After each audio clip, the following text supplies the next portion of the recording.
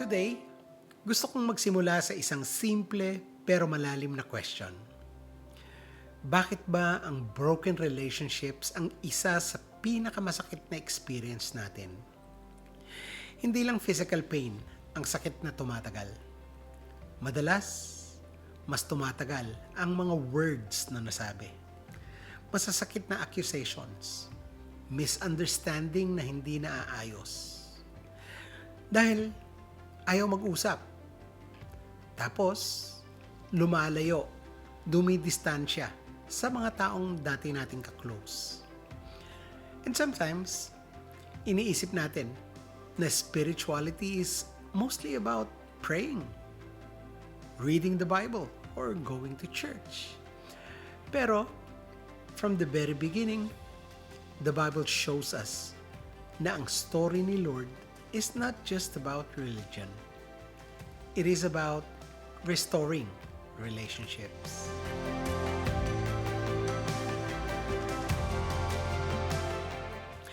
Hello my friends! Magandang araw sa inyong lahat. Ako po si Silver.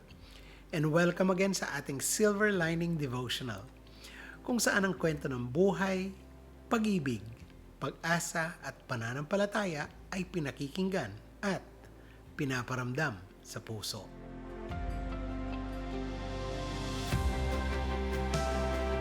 Sa aking opening, siguro na-gets nyo na ang pag-uusapan natin ay tungkol sa broken relationships.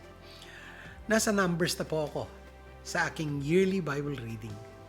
Parang kinalabit ang puso ko pagkabasa ko ng Numbers 5 verses 5 to 10.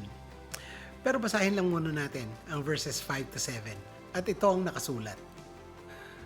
The Lord said to Moses, "Say to the Israelites, any man or woman who wrongs another in any way and so is unfaithful to the Lord is guilty and must confess the sin they have committed. They must make full restitution for the wrong they have done. Add a fifth of the value to it and give it all to the person they have wronged."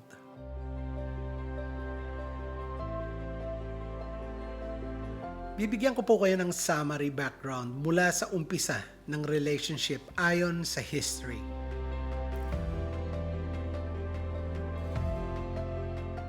Sa simula, doon pa lang sa Eden, relationships were whole. Walang shame, walang hiding, walang nagtatago at tinatago.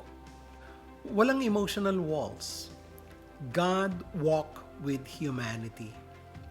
Human is safe, open, and complete. Pero nung pumasok ang sin, ano ang nangyari?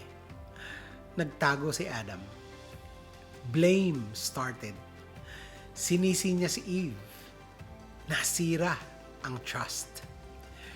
Relationship was broken.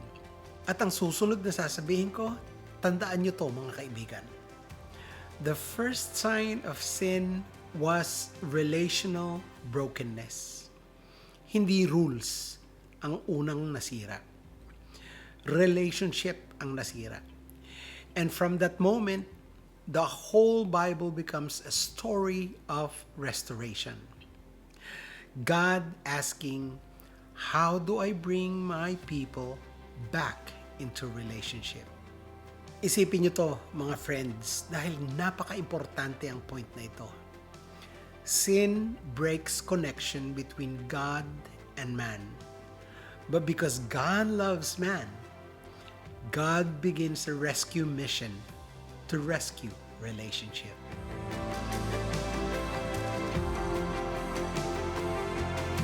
Fast forward tayo sa Israel, sa Exodus. God rescues them from Egypt.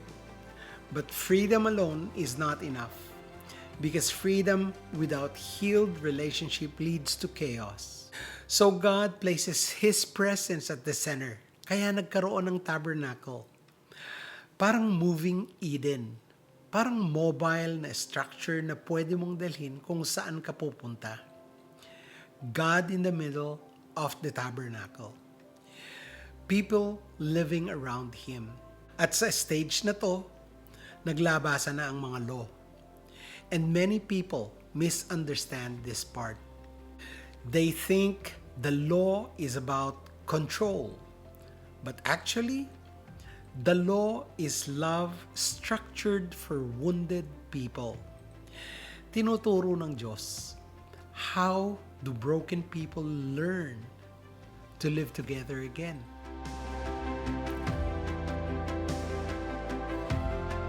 Now, punta tayo sa Leviticus. Marami ang nahihirapan dito because of rituals. Ang daming rituales. Pero ang heart question is simple. How can broken people return to God's presence? Sa Leviticus, kailangan may atonement. Kailangan may cleansing at sacrifice. Hindi ito mga barriers sa pagbabalik ng tao sa Diyos. These are bridges. God is saying, gusto ko uling makasama kayo. Gusto ko uling maging close tayo. I want to dwell with you. And here is the way back.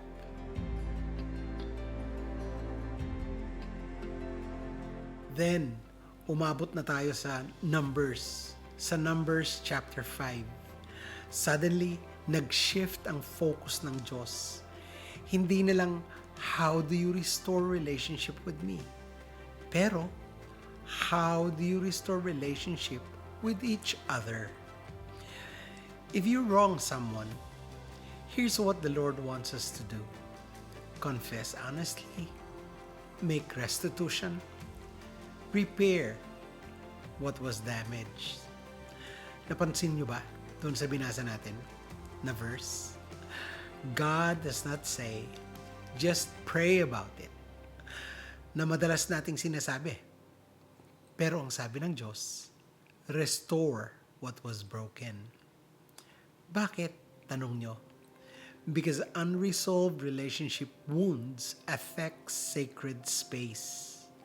Ang ibig sabihin, you cannot claim closeness with God while ignoring relational damage. Ang point ay, true spirituality repairs relationships. It doesn't avoid them.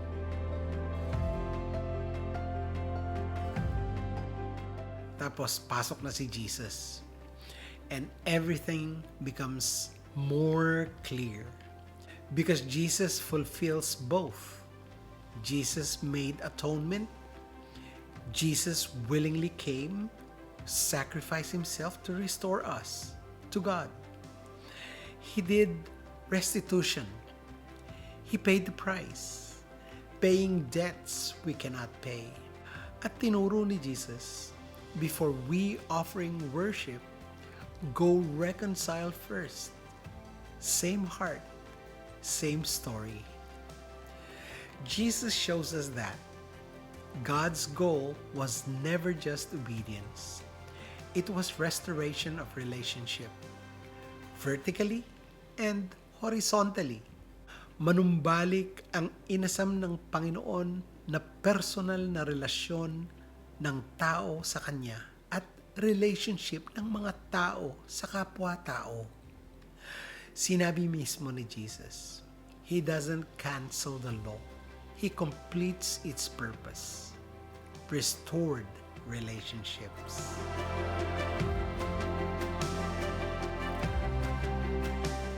So, what does this mean for us today? Maybe God is asking, is there someone you need to reconcile with? Is there a conversation na iniiwasan mo? Is there healing? Mga kaibigan, restoration is not weakness. It is sacred work. Okay, from Eden to Israel, through Leviticus into Numbers, and finally, through Jesus, the story has always been the same. God is restoring relationships so His presence can dwell among us again. And maybe today, restoration begins with one step, one honest conversation. one act of humility, one return to love. Amen po ba? Tara, pray na tayo.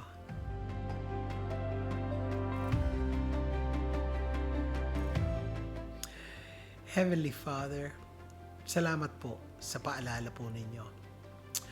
Madalas pong nakakalimot kami sa mga dapat naming gawin dahil mahirap ang maging humble, lalo na ang magpatawad. Pero patawarin mo po kami, Panginoon.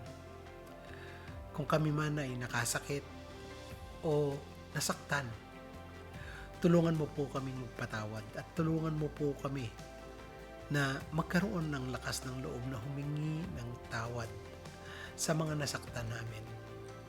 Salamat po sa inyong paalala, sa inyong gabay at sa pagkikinig sa aming mga panalangin. Hiling po namin ito sa pangalan po ng aming Diyos at tagapagligtas na si Jesus. Amen at Amen.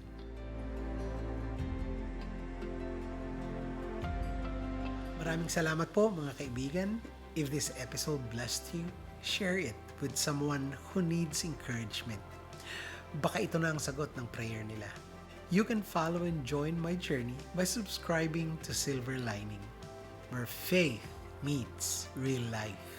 Salamat po muli. Ako po si Silver, reminding you that Jesus is the way, the truth, and the life. Receive Him as Lord and Savior. Kita-kits sa next na episode. Bye! God bless and Shalom!